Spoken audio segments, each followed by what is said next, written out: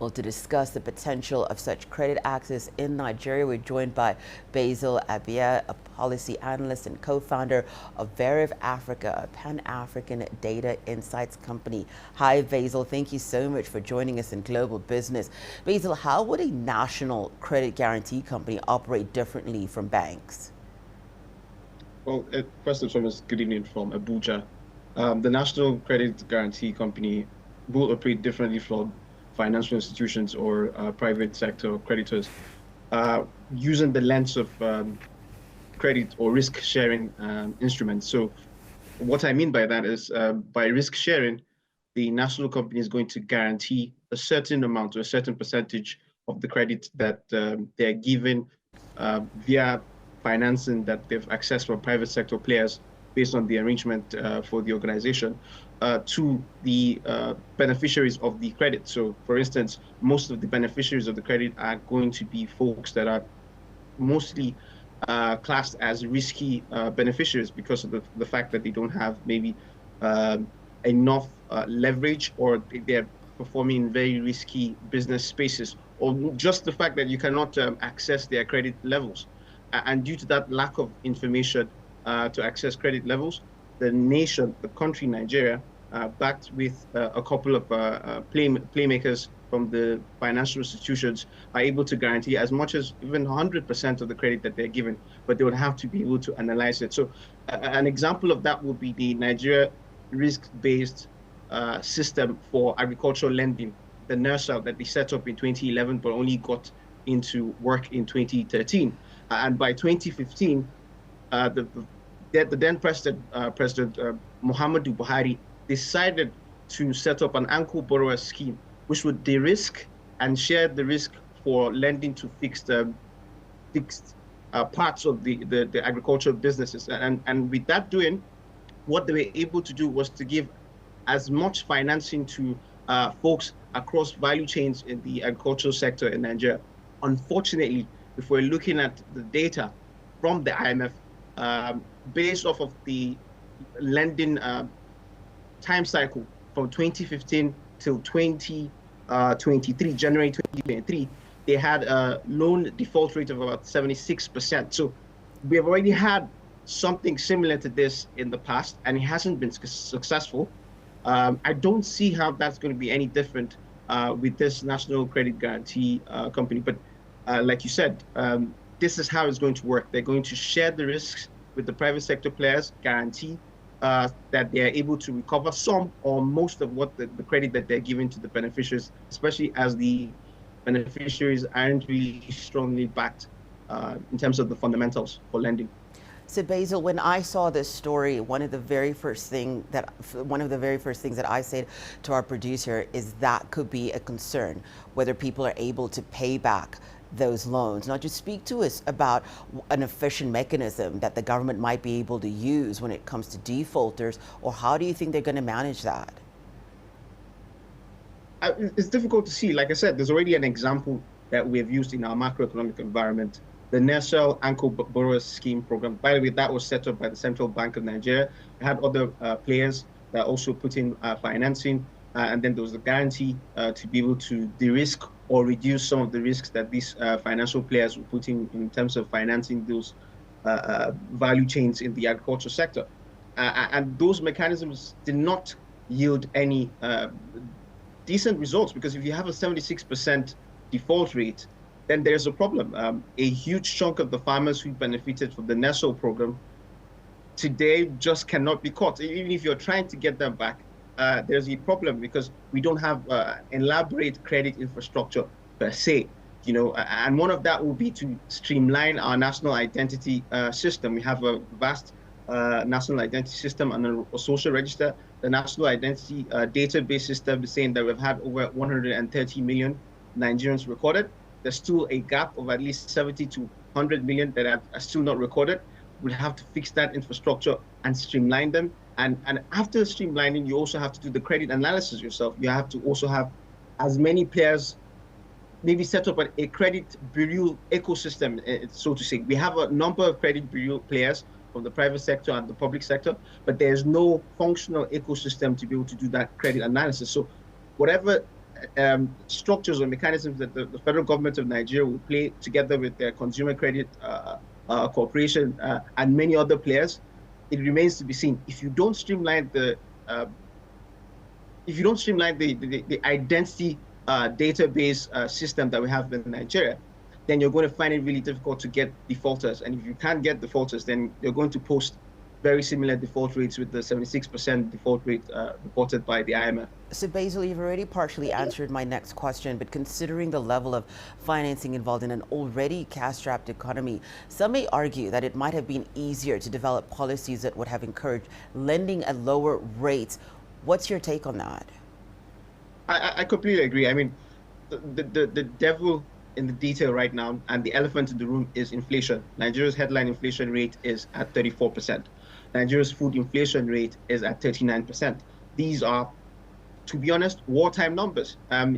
How do you lend in that environment, especially when the MPR, that's the monetary policy rate of the Central Bank of Nigeria, has increased over the last 1 year by 51%. So you have a very high MPR rate, just around 27 or 28%, if I'm not mistaken.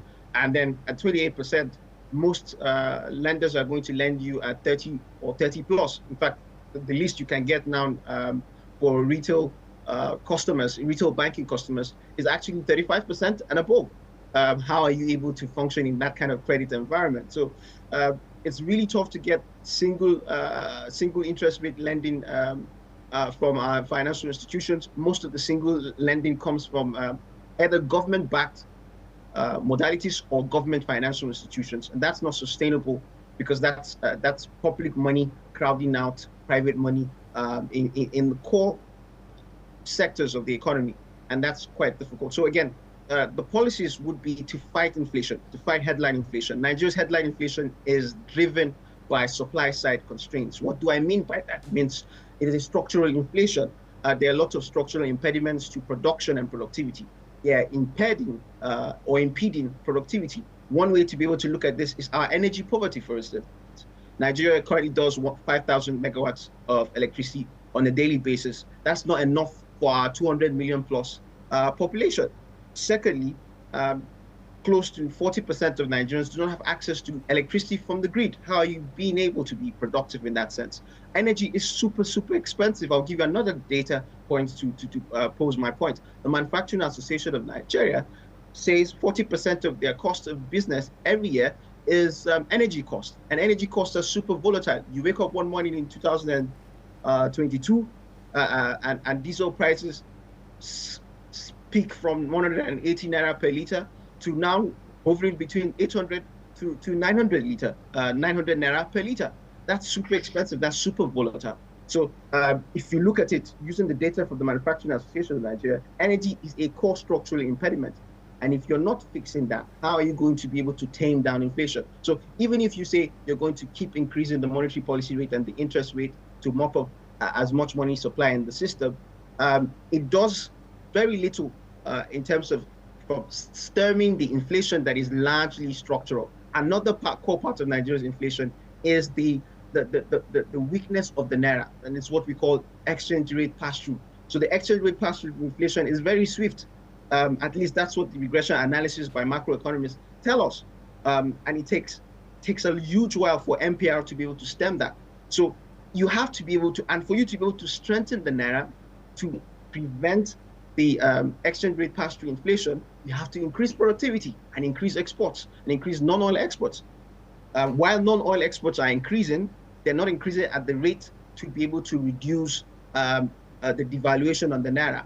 And that is affecting everything in the macro sector. So yeah, policies to be able to stem down inflation are a better way than pushing out this credit guarantee schemes. It remains to be seen. But to be honest, I'll tell you this, from a practical perspective and from using past data and past experience, using the NESL experience, a 76% loan default rate for the agricultural risk sharing scheme.